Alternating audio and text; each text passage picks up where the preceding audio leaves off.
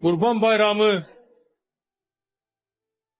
bizim İslam aleminin bize yadigar koyduğu mukaddes bayramdır.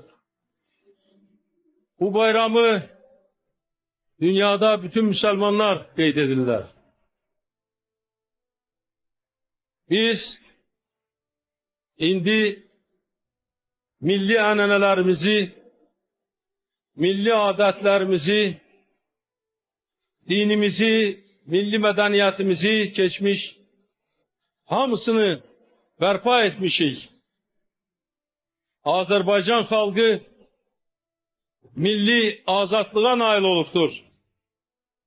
Özü, öz talihinin sahibidir. Ona göre de ulu babalardan kalmış